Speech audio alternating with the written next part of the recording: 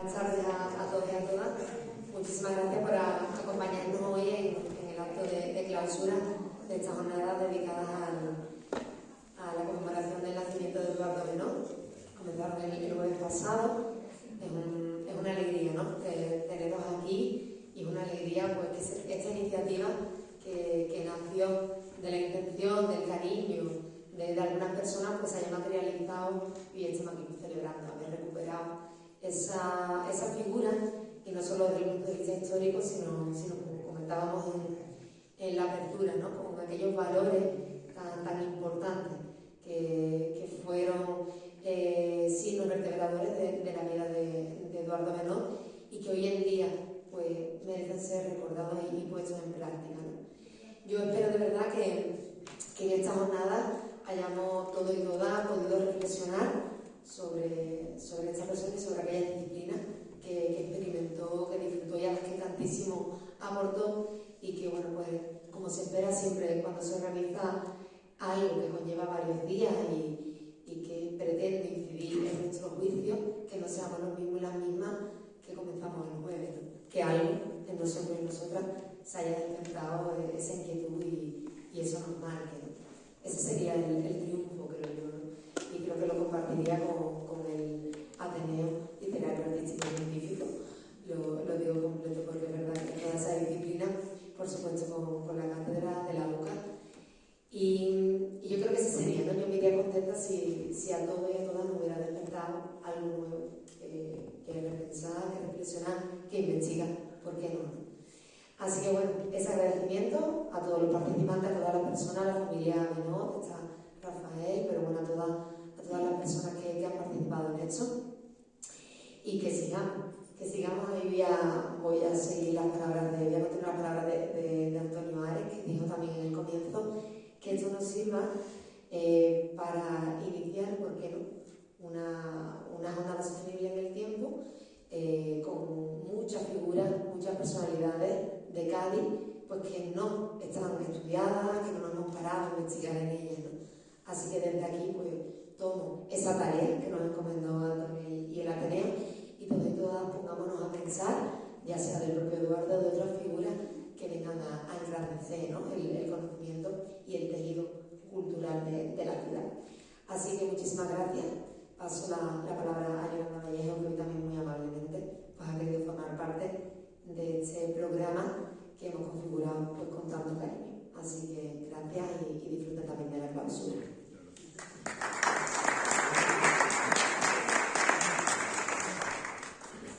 Bueno, pues muchas gracias, Lola, por iniciar este acto, y buenas tardes y bienvenidos a todos a esta conferencia que pone el broche final a los actos de conmemoración del bicentenario del nacimiento de uno de los hijos más ilustres y más notables de nuestra ciudad, al que no siempre hemos tratado como se debía, ¿no? Que nosotros solemos ser ingratos con nuestros hijos, con nuestros hermanos al menos, pero por eso es más que nunca justo y es de agradecer la iniciativa del Ateneo Literario Científico, el Ateneo Literario, Artístico y Científico.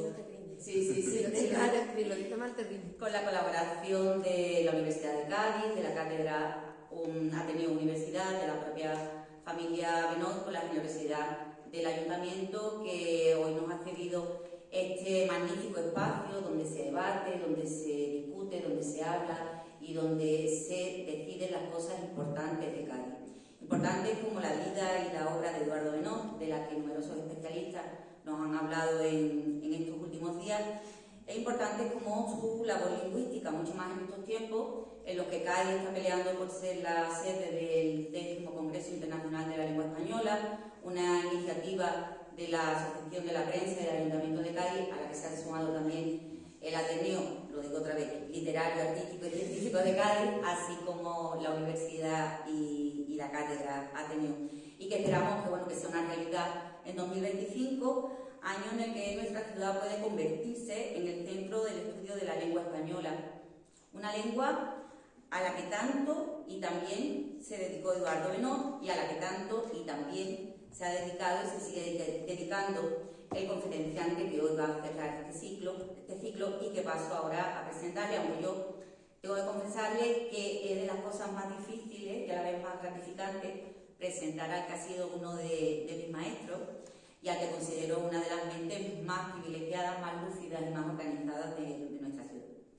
José Antonio Hernández Guerrero, al que todos ustedes conocen y al que todos ustedes admiran, y eso en una ciudad como Cádiz puntúa el doble, José Antonio, que lo sepa, si él me lo permite, porque el resto me lo vais a permitir, pero si él me lo permite, es un hombre del Renacimiento, además en la más pura acepción de la expresión, es decir, una persona abierta a todos los conocimientos, a todas las artes, como demuestra su extensísimo currículum académico y sobre todo su extenso currículum vital, porque a pesar de la larga nómina de trabajos publicados, de conferencias, de charlas, de cursos, de seminarios, para definir al profesor Hernández Guerrero a mí me bastan los versos de Antonio Machado, porque por encima de todo José Antonio es en el buen sentido de la palabra bueno, y los que tenemos la suerte de conocerlo lo sabemos. Pero por si hay alguien en la sala que no lo conozca, voy a beber un poquito de agua, porque se me está quedando la boca seca.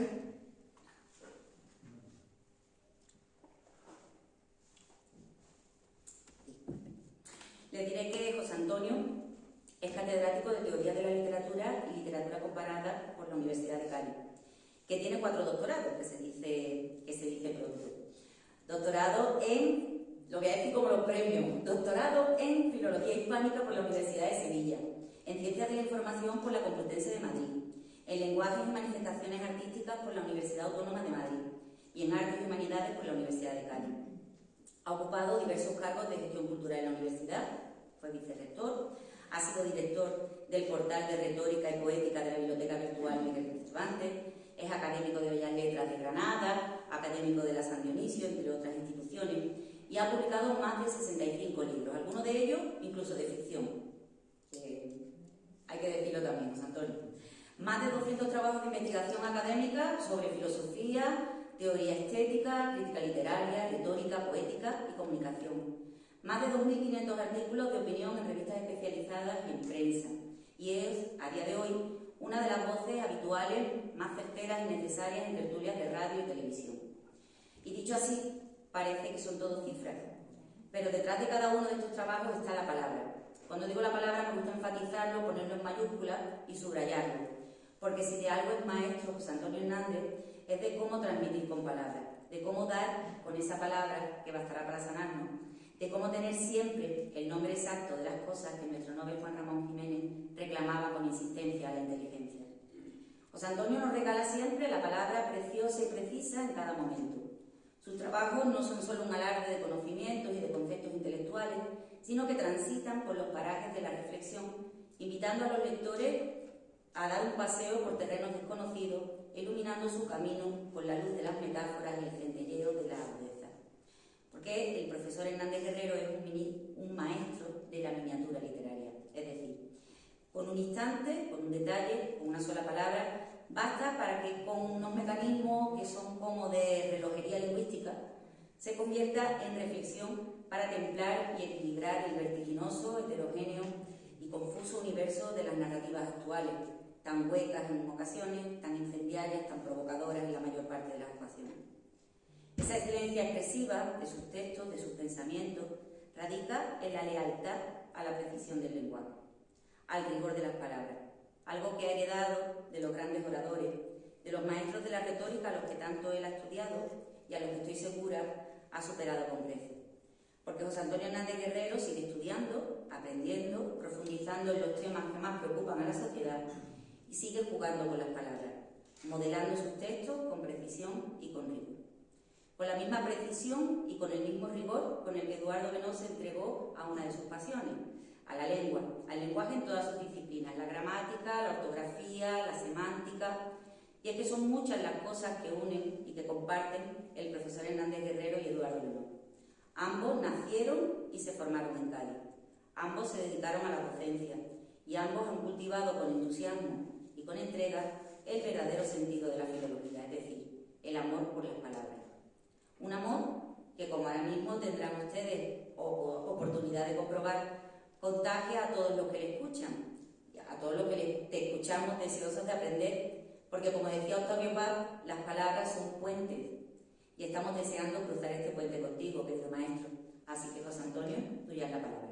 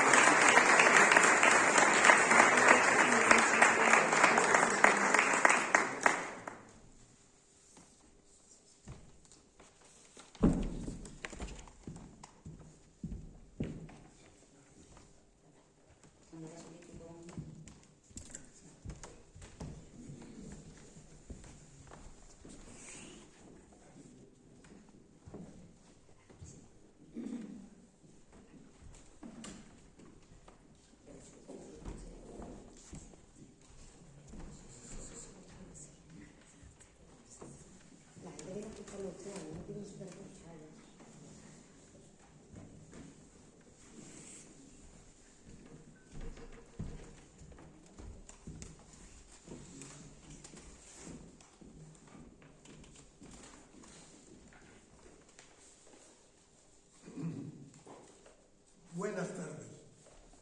Hola. Me siento preocupado y contento de estar con vosotros y vosotras. Estoy muy agradecido por las cosas que ha dicho. La ha dicho con amor, con cariño, y a mí me ha puesto por primera vez nervioso. No sé dónde está. Gracias. Bueno.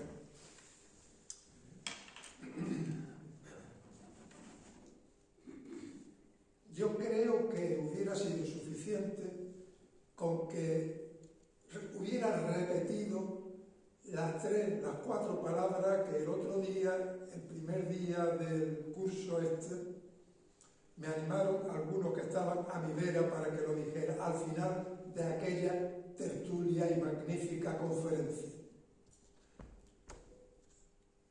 Eduardo Benot es un ser humano, un humanista y una persona profundamente humanitaria.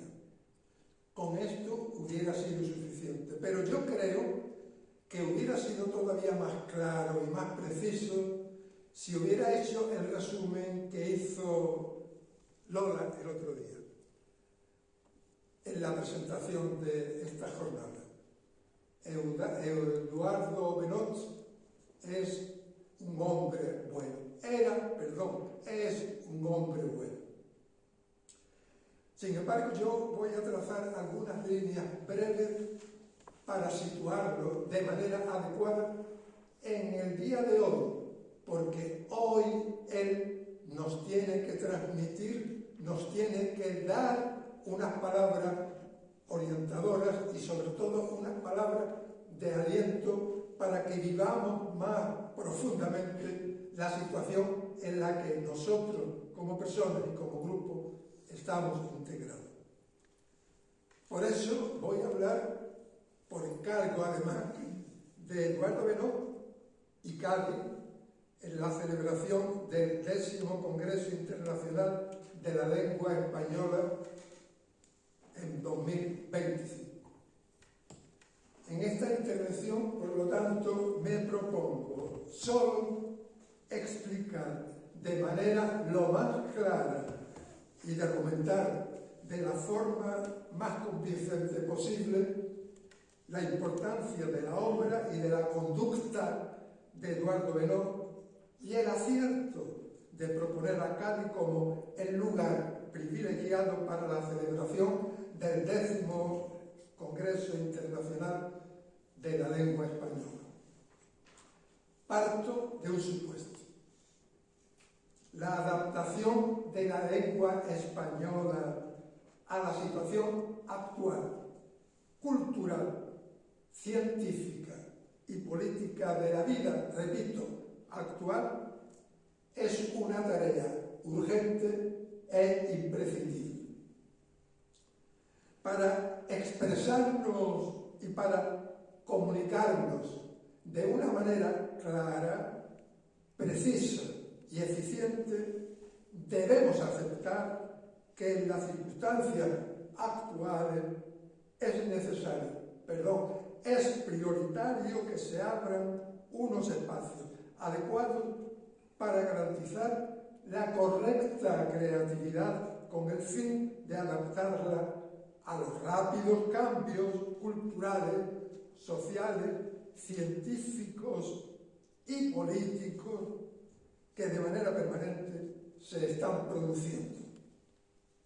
El aumento progresivo, imparable, de hablantes del español y las continuas transformaciones de la vida exigen que las instituciones académicas y también los especialistas, hay aquí algunos, cuiden su uso con el fin de mejorar las relaciones entre las personas, el conocimiento de nuestro mundo, que es muy diferente, y la comunicación, repito otra vez, cultural, científica, social y política. Ya desde mediados del siglo XIX y sobre todo desde 1951, año en el que se creó la Asociación Académica de las Lenguas Españolas, se han dado paso, a mi juicio, agigantados para la consolidación de una política lingüística panhispánica, pero hoy precisamente es imprescindible que se evalúe la influencia del uso de la lengua en las creaciones de las producciones, repito otra vez, científicas y en el desarrollo de las ciencias sociales, de las ciencias médicas, de las humanidades y de las artes. A mi juicio, la nueva llamada para estimular y para orientar los trabajos lingüísticos hacia un futuro inevitablemente globalizador que ya ha comenzado, podría partir ¿de dónde? De Cádiz, una ciudad que, sin alambradas ni fronteras, y con sus puertas y sus puentes ya abiertos, es una encrucijada de mestizajes, de híbridos, de impurezas, de razas y de mezclas de cultura, y por lo tanto un lugar privilegiado para los encuentros científicos internacionales. Por eso, las instituciones sociales, científicas, culturales y políticas, lo voy a repetir varias veces, ofrecen este espacio para conectar el estudio de la lengua con el significado de la existencia humana de todos y de cada uno de nosotros, de todos y cada uno de los ciudadanos y de los pueblos actuales que la hablamos en unos espacios geográficamente alejados, pero próximos, muy próximos por nuestras maneras actuales y comunes de hablar y de vivir. Parto de un supuesto: el uso correcto y creativo, riguroso y bello de la lengua española ha de humanizar, también lo repetiré, la vida, y ha de contribuir al porvenir, a la pervivencia del rigor científico, de la sensibilidad artística, de la conciencia ética y del compromiso social. Su estudio, por lo tanto, ha de estar impregnado y ha de impregnar esa realidad humana que es la vida humana, individual y colectiva. No caigo en la ingenuidad de afirmar que los valores lingüísticos por sí solos nos humanizan, pero sí me atrevo a aventurar que las palabras que explican nuestra sustancia humana pueden ayudarnos para cultivar la sensibilidad, las ideas nobles y los sentimientos sutiles, para amortiguar los golpes de las asechanzas de la vulgaridad y de la brusquedad. Estas son las razones que me mueven a aplaudir la iniciativa del Ayuntamiento, de la Asociación de la Prensa, del Ateneo, para que nuestra ciudad sea la sede del 10º Congreso Internacional de la Lengua Española en 2025. Además de estos argumentos, podemos añadir otra razón importante. Este año en el que se cumplen 2 siglos del nacimiento de nuestro paisano Eduardo Benot, es una oportunidad para, además de explicar la talla de un intelectual y académico de la lengua, gaditano, importante y escasamente conocido, es una oportunidad para ofrecer a Cádiz como lugar privilegiado para el encuentro de los miembros de las diferentes academias. ¿Por qué nos preguntamos? Me han preguntado en varias ocasiones y en estos días más, este lingüista, este hombre grande, culto, importante, es tan escasamente conocido y tampoco valorado. Todos sabemos que entre los siglos XIX y XX, debido a la sucesiva, porque han sido varias, censuras de los diferentes regímenes, ha existido una amplia y una profunda discontinuidad cultural, una de esas lamentables interrupciones que ya se habían producido en diferentes periodos anteriores de nuestra historia. Según don Manuel Azaña, una de las consecuencias de la discontinuidad cultural de nuestro país, de este secular tejer y destejer el entramado de aquellas obras maestras que nos definen y nos hacen crecer como seres humanos, han sepultado en la fosa del olvido injusto a unos personajes que en sus momentos generaron y gozaron de una relevancia admitida hasta por sus propios adversarios. En mi opinión, por muy poco sensibles que seamos, si nos acercamos para examinar esos huecos, recibiremos una impresión de pena, de irritación, pero también puede ser una ocasión para estimular nuestra alegría. ¿Por qué? Porque ahora podemos descubrir la importancia de muchos de esos personajes tan olvidados. Muchas gracias.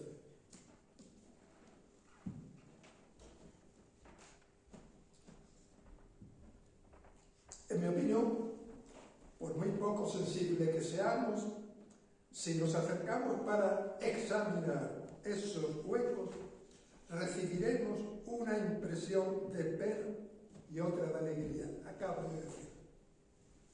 El hispanista Jan Gilson, en un artículo de marzo de 2005 en El País, tras conocer una edición facsímil que se hizo en Sevilla por un compañero nuestro de prosodia castellana y versificación, de Eduardo Benot, se pregunta: ¿quién, aparte de los especialistas, recuerda hoy a Eduardo Benot?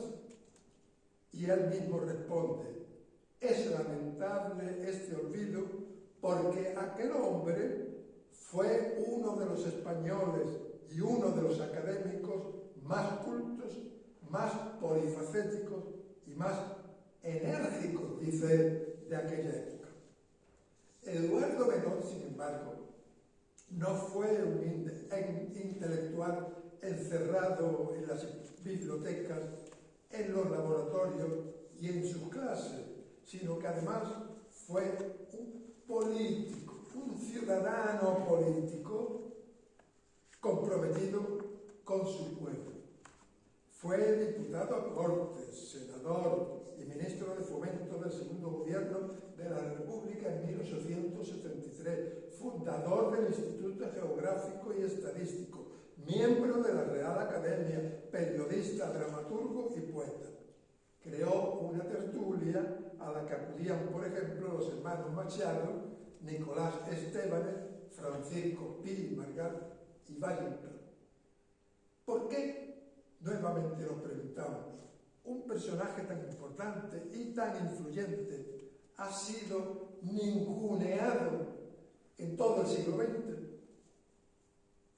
por sus ideas políticas, por sus ideas revolucionarias y, según algunos, peligrosas. Recordemos que en noviembre de 1903 Benó publicó en Alma Española, una revista relacionada con la generación del 98, un artículo titulado Gobiernos que no gobiernan, cuyas ideas nos proporcionan, a mi juicio, la clave de ese secular olvido. En él defendía simplemente la democracia, rechazaba, como es natural, la monarquía y mostraba su profunda indignación por la concepción sagrada del poder y la sumisión de la corte de Isabel II a los dictados religiosos, como es natural. Reclamó un cambio en las enseñanzas e insistió en la necesidad de apoyar la investigación y la igualdad de oportunidades para acceder a la formación intelectual, científica y artística, y también el ejercicio de las responsabilidades políticas. Muchos gaditanos no saben que fue uno de los más importantes lingüistas del mundo hispánico, y muchos filólogos actuales desconocen que Eduardo Benó fue un gaditano. En los últimos 20 años se han hecho algunos estudios, como por ejemplo, en la Universidad de Alicante se organizó una jornada multidisciplinaria de diferentes ciencias que todas convergían en la figura de Eduardo Benó.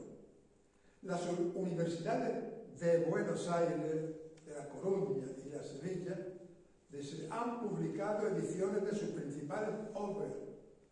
En la de Almería y Granada se han defendido tesis doctorales sobre las ideas lingüísticas. Y la Real Academia Española de la Lengua también programó una sesión solemne para conmemorar el centenario de la publicación de su libro monumental, La arquitectura de la lengua, que es una obra que fue el punto de partida y el punto de llegada todavía, o sea, no lo hemos alcanzado, de las ciencias del lenguaje. Recuerdo también que la anterior corporación entregó 4 distinciones que llevan el nombre de especialistas españoles, los más destacados. El título que llevaban, o el premio que llevaban, era una distinción Eduardo Benó. Eduardo Benó, como ya se ha repetido durante todos estos días, nació en Cádiz el 26 de noviembre de 1822. Estudió aquí Ciencias y Humanidades con Alberto Lista, Lengua y Filosofía. Él fue profesor también de Lengua y de Filosofía con Arbolí, y Física y Química con Gardoqui. Fue empleado de este ayuntamiento y a la edad de 25 años ingresó de profesor del Colegio de San Felipe Neri, entonces era laico, y poco después fue profesor de Geodesia y Astronomía en el Observatorio de San Fernando. Una de las aportaciones más personales de este pensador es su concepción integradora y totalizante de los diferentes saberes que hoy los intelectuales están pidiendo. No hay una diversidad de ciencias, hay una ciencia. Y o los humanistas son más científicos y los científicos son más humanistas, o no son verdaderos científicos, ni uno ni otro. Él creó, como hemos dicho, el Instituto Geográfico y Estadístico e ingresó en la Real Academia. Eduardo Benón fue un intelectual en el sentido más actual de la palabra. Unió, no solamente predicó esta unidad de los diferentes saberes y convergentes saberes, sino que fue profesor, tiene varios libros de matemática general y matemática aplicada. Fue astrónomo, filósofo, pedagogo, lingüista, escritor y poeta. Ayer nos lo he explicado. Su producción es lo importante para mí, científica, humanista, cultural, social y política. Se caracteriza sobre todo por su fecundidad, por su rigor, por su diversidad temática y sobre todo por su compromiso ciudadano con todos y con cada uno de nosotros. Por eso decíamos que era humanista y humano.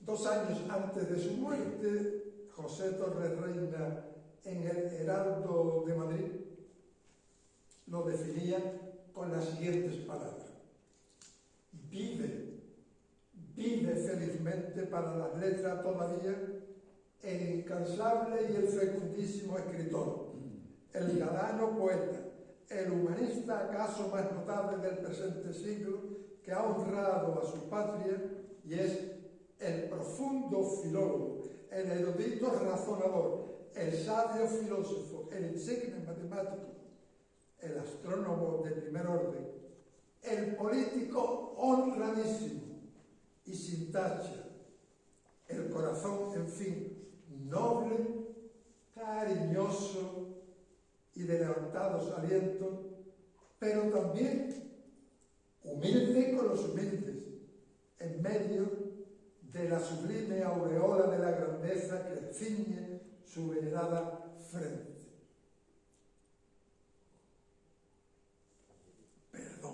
Es sin duda uno de los más ilustres hijos de Cádiz.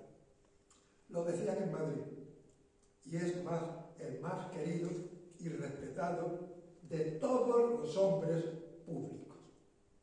En esta ocasión yo me limito de manera muy breve, no se asusten, a señalar su extraordinaria talla de lingüista original que se enfrentó de manera radical con los métodos descriptivos de las gramáticas vigentes en su época y de muchas, no todas, de casi todas las gramáticas vigentes hoy. De manera esquemática me referiré a su revolucionaria concepción de los estudios lingüísticos, en contra de la totalidad de los gramáticos de su tiempo e incluso, insisto nuevamente, de ideas enquilosadas de la academia. Él lo denunció en la misma academia. La arquitectura de la lengua y después también en el arte de hablar y en la gramática filosófica de la lengua castellana, que se publicó, la escribió él como es natural póstumamente, aplica los principios generales de la concepción de la lingüística, de toda la lingüística, lo expresa y lo aplica a la española. Y lo explica para la investigación científica de la lengua, que le va a venir muy bien a la Real Academia. Voy a leer sus palabras, son muy breves, pero suficientemente claras, más claras de lo que yo lo puedo decir. La esencia íntima del hablar no ha de buscarse ni en los sonidos ni en las palabras aisladas. Igual que los demás comportamientos humanos, diríamos también hoy, hay que buscarla lo más apropiada en la relación sistemática con los demás elementos, con las demás palabras que la acompañan. Si no está en mutua relación, no entendemos su significado. Así como, y pone un ejemplo claro que vamos a comprender nosotros, así son sus palabras, como en la arquitectura, por eso su gramática le llama la arquitectura de la lengua, como en la arquitectura. Hay que estudiar el cómo se cortan y ensamblan los maderos o cómo se tallan las piedras para hacer un arco, una bóveda, una gradería de caracol. Así también la gramática, la vida de los seres humanos. Hay que estudiar cómo se ensamblan, se ajustan, se conciertan las palabras para obtener las frases y las oraciones. Y cómo éstas se colocan y se disponen para formar cláusulas que distinguen y períodos. Defiende, por lo tanto, que la lengua y la vida, cada una de las palabras y cada una de las personas funcionamos cuando estamos conectados, cuando convivimos, cuando colaboramos. Ese es su estudio gramatical y ese se ha aplicado a todas las ciencias humanas. Cuando forman parte de un proyecto común. Esta teoría, curiosamente, en 1889, por tanto, 15 años después, 18 años después, un lingüista que sigue siendo venerado en todas las universidades del mundo, suizo, Ferdinand de Saussure, descubre, explica y aplica el método estructuralista, que justamente dice esto que 18 años antes había dicho Eduardo Benot. Y a partir de entonces, en toda la ciencia se estudia el estructuralismo como medio para elevar, para hacer que funcionen los individuos y la sociedad. La base de esta coincidencia es dónde está su mentalidad científica, el rechazo de los dogmas y el análisis objetivo de los datos empíricos. Era un profundo científico. Voy a dar dos datos muy concretos también que después resultaron revolucionarios y que después ya se están haciendo algunos intentos. Por ejemplo, el diccionario de ideas afines, el enorme diccionario de ideas afines, así de golpe. Hoy lo habrán podido, estos días habrán visto en la exposición. Nosotros, para buscar el significado de una palabra, cualquiera de nosotros, tenemos que conocer la palabra. Si no conocemos la palabra, ¿cómo vamos a buscar su significado? Y él se pregunta y dice, ¿cómo hacemos un diccionario para los que no conocen la palabra y quieren buscar la palabra adecuada? Y hace el diccionario de ideas generales. Y dice, un ejemplo se me ocurre, el amor. Sobre el amor pueden ustedes buscar tal y tal palabra. Y yo le voy a dar el significado en este enorme diccionario. Extraordinariamente científico y extraordinariamente práctico. Después se ha hecho, hace unos años, un diccionario ideológico. Pero el primero lo hizo él, y lo hizo en el siglo XIX. Otro ejemplo, también muy sencillo y muy práctico para los poetas. Los poetas quieren buscar palabras, pero en el diccionario vienen todos por la letra inicial, y a los poetas que les interesa las finales de las palabras para que los versos coincidan en consonantes o en asonantes. ¿Recuerdan lo de los versos? Pues él hizo un diccionario de prosodia castellana, allí hablaba la profesora María del Carmen García Tejera, y de versificación. poniendo los finales de las palabras, ordenándolos por los finales, para que los poetas con facilidad pudieran encontrarlas y componer así sus versos.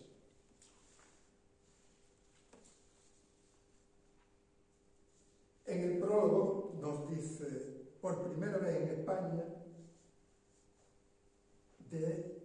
dada una idea, podemos ya todos nosotros encontrar la palabra que la expresa. Son palabras suyas. Eduardo Benot explica y ordena las palabras por su letra inicial. La ordena por el de letra final. Explica y proclama que la lengua española es una herramienta imprescindible. Esto nos atañe a todos nosotros y de manera especial a los políticos, a los profesores, a todos los que trabajamos, para leer profundamente la peculiaridad de nuestras vidas individuales y colectivas, para interpretar el significado de la existencia humana de los ciudadanos que labramos en espacios geográficamente alejados. Defendió que el uso correcto y creativo, riguroso y bello de la lengua española humaniza la vida y que su conocimiento a fondo contribuye de una forma decisiva a la pervivencia actual del rigor científico, de la sensibilidad artística e incluso de la conciencia ética, y que su enseñanza, por lo tanto, debe estar impregnada de esa realidad compleja que es la vida humana. Para leer, para escribir, para entender lo que otros escriben, para escribir lo que nosotros vivimos, es necesario, es indispensable que vivamos la vida. Pero para vivir intensamente la vida es necesario, es imprescindible que sepamos leer la vida, sin caer en la ingenuidad de afirmar que los valores lingüísticos nos humanizan. Sí me atrevo a aventurar que las palabras que explican la sustancia humana pueden ayudarnos para cultivar la sensibilidad, la idea noble y los sentimientos sutiles. En el homenaje que los intelectuales le dedicaron en Madrid el 14 de enero de 1905, el primer telegrama llegó de Cádiz, del Ayuntamiento de Cádiz. En él se ensalzaba los méritos inestimables de esta noble figura, de este insigne filólogo que hace del sapientísimo don Eduardo Benot, dice textualmente, el español más ilustre. La obra de Eduardo Benot nos proporciona sobradas razones para aplaudir la iniciativa de la Asociación de la Prensa de Cádiz, del Ayuntamiento, de la Universidad y del Ateneo, para que nuestra ciudad sea la sede del 10º Congreso Internacional de la Lengua Española en 2025. Gracias a todos y a cada uno de ustedes. Gracias.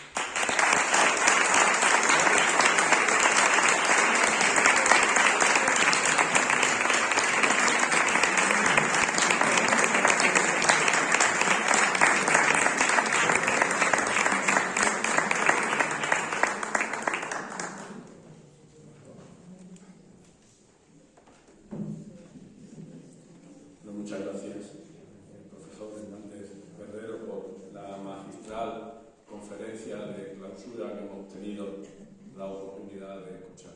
Buenas tardes a todos y a todas. En esta clausura, el Ateneo lo único que tiene es palabras de agradecimiento para la familia Benot, auténtica promotora de estas jornadas, para la Universidad de Cádiz, de manera muy especial al director de la biblioteca, a la Cátedra Ateneo de la Universidad de Cádiz, por supuesto al Ayuntamiento, al Real Observatorio de la Armada y a la Fundación Juan March. Todos ellos han hecho posible la exposición bibliográfica que sobre Benot está instalada en el edificio Andrés Segovia de la Universidad de Cádiz, antiguo policlínico, y que pueden ustedes visitar hasta el día 23 de diciembre en horario de 9 a 2. Agradecimiento también a cada uno de los profesores y ponentes de las diferentes jornadas, a Rafael Benot, al profesor Rafael Jiménez Gámez, a José María Jurado Magdaleno, María del Carmen García Tejera y, por supuesto, al profesor Hernández Herrero. Y también a los presentadores y coordinadores, a Diego Jiménez, a Amelia Rodríguez y a Yolanda Vallejo, y de manera muy especial también a Antonio Álvarez Camerillo, que ha sido verdaderamente el coordinador, el impulsor y el alma mater de esta jornada. Señalaba el profesor Hernández Herrero la labor integradora de los saberes de Benot. Con esa idea me quedo. No me puedo desligar de mi condición de científico y señalar en Benot esa figura poliédrica. En él se hace patente un denodado esfuerzo de síntesis, de búsqueda de una teoría unificadora para el conocimiento, hasta el punto que nos preguntamos si Benot es uno de los últimos humanistas, filósofos, científicos de saber abarcador, o el precursor de lo que hoy, en el siglo XXI, se ha venido a bautizar como la conciliencia, la unificación. No se puede, al menos eso pensamos, no se puede adquirir una perspectiva equilibrada estudiando las disciplinas a retazos, sino a través de la búsqueda de la unificación entre ellas. Tal unificación será difícil, pero Benot lo consiguió. Pienso que es inevitable. Desde el punto de vista intelectual tiene sentido y gratifica los impulsos que surgen al lado admirable de la naturaleza humana. En la medida en que las brechas entre las grandes ramas del saber puedan reducirse, estamos seguros que la diversidad y la profundidad del conocimiento aumentarán.